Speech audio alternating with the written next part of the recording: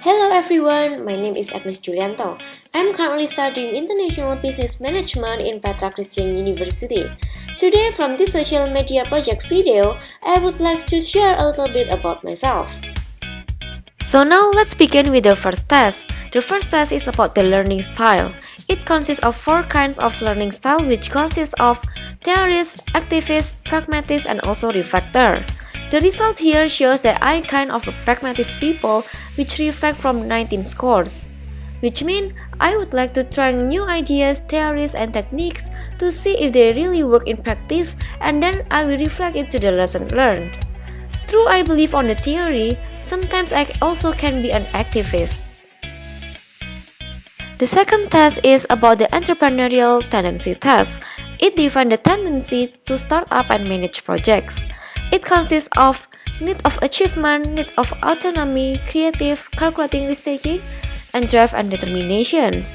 So here, my highest score lies in the creative and also calculated risk-taking, which means that I would like to think of new ideas and accurately assess my own capabilities, and lastly, I will put it on the practice. And then in the average score, I got need of autonomy and also drive for determinations. And lastly, need for achievement is my low side. Even though an entrepreneur has high needs of risk seeker and also freedom for autonomy, I also have a tendency for being the entrepreneur, because the average of total score for entrepreneurship people is usually between 30 until 48, and my total score is actually 40. And the third test is talking about the 5 big personality traits about why people act the way that you do and how your personality is structured. So my result here is the highest score is in the agreeableness, which is very essential for leader to show respect to the voice to the stakeholders. And the next highest trait is the neuroticism, which is a good indicator of a potential leader as the leadership can be developed. And then in the third highest is the conscientiousness, which is a diligence, and this is very crucial for the leader to lead by the example. And then the fourth highest trait is the openness to the experience, with scores of 23. This is also very crucial to gain the trust and confidence from the stakeholders, because all ideas and suggestions are being considered.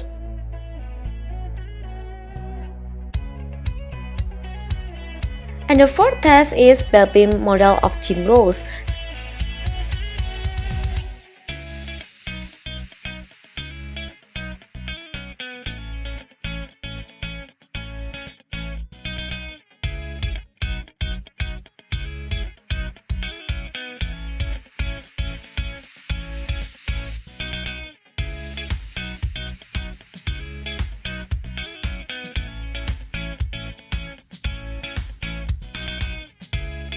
So here, I position myself as a specialist with the highest score, and this trait is the highest among all traits.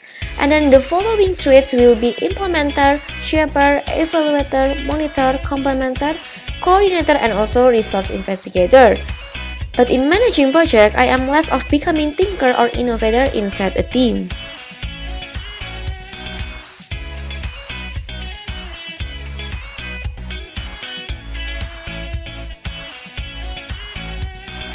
And then the fifth or the last personality test is about the leadership effectiveness.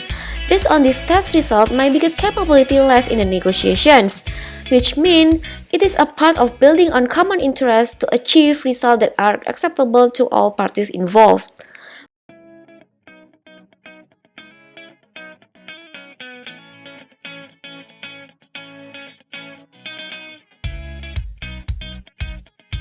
Followed by the other traits such as the leading teams, building relationship, setting direction, communicating, and aligning people with 15 scores, which means I can also be the people who use the other traits to nurture relationship with external and also internal people around my organizations.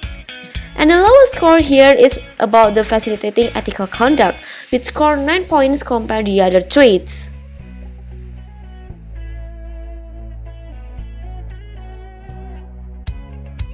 After we talking about the competence and also the personality that I had, now the question is, what is my career plan in the future? In the next year, which is my first year plan, is to finish the undergraduate degree and get hired by a reputable company in supply chain industry. Why supply chain industry? Because supply chain industry shows promising opportunities which contains of many challenges waiting ahead, which I am very eager to experience and discover. In the third year, I would like to see myself progressing in the supply chain industry in one of the multinational company, where I could learn about the new skills and gaining new experience. Or in other words, I want to be an expert in this field.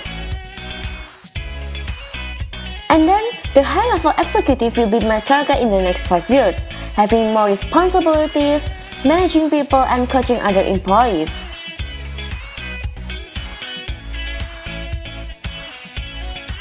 And lastly, in the next 10 years, I would like to open my own business where I can be able to recruit a lot of employees to work, implement all of the knowledge and experience that I have gained so far, so that I could be a blessing for everyone around me. In life, even the best plans can go wrong, and unexpected things can happen to anyone in the world, and also to my future career plan. How do I keep my plan on track? First, I need to keep my mind positive and also reassessing my future goals in order to make me remember my future goals. As Lee Ka-sing once said that something that seems to be lost can turn out to be a gain. I should continuously working hard toward my goal in order to achieve it in the future. You have already known my capabilities, personalities, and also my desired future plan. Now I need the right process in order to make me one step closer to my future career plan. Now I will give you examples on what Professor Dr. Casey Chan had taught me so far in terms of my experience. So my first example is, starting this January, I will have my internship in Kuehne+Nagel, a Germany supply chain company. In the beginning of process, I apply what do I have model.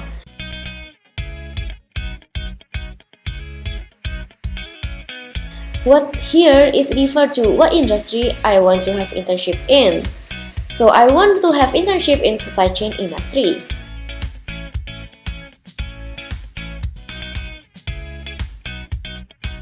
Secondly is why. Why I want to be in that industry. This is because I believe that my passion lies in that industry.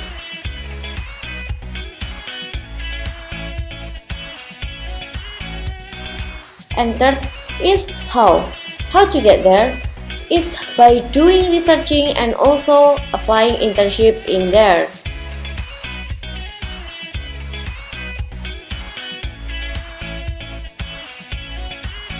Second one is my experience on one of organizational event called BOM, Bulan Olahraga Mahasiswa or Annual Sport Competition.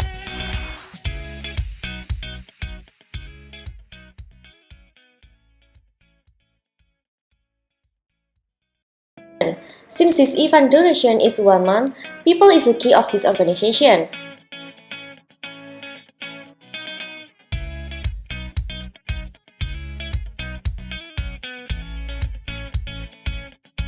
And so in this event, that's why I use 3C model, which consists of competence, capacity, and also capability in addressing each people to be placed in certain position or being coordinator of divisions.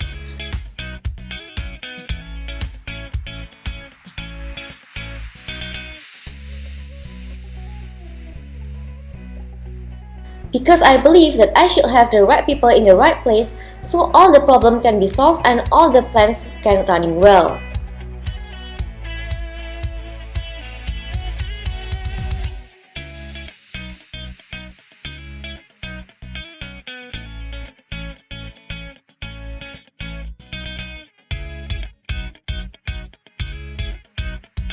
Lastly, the third experience is coming when doing my assignment. I could apply all of I learned and put it into a practice. In doing assignment, I aware and have vision in what I should do and the end result of the assignments. And then I will align it with my team capabilities and put it into actions. And then I will adopt it into responsibilities, and then I should assure everything works as I planned. And then lastly, I will not forget to anticipate if something didn't work according to my plans by taking the contingency plan.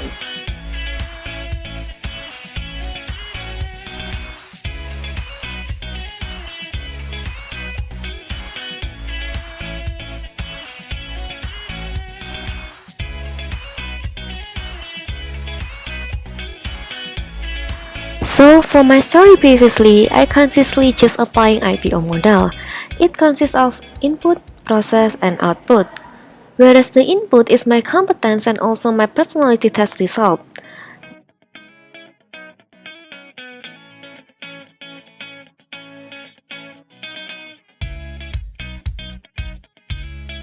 Then, the output is my desired career plan in 1, 3, 5, and 10 years.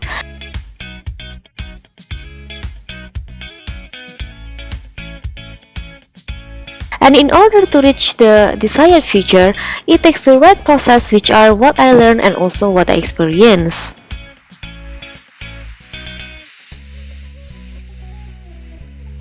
In the end, I should continuously monitor my progress to reach my desired output by using my own balance scorecard.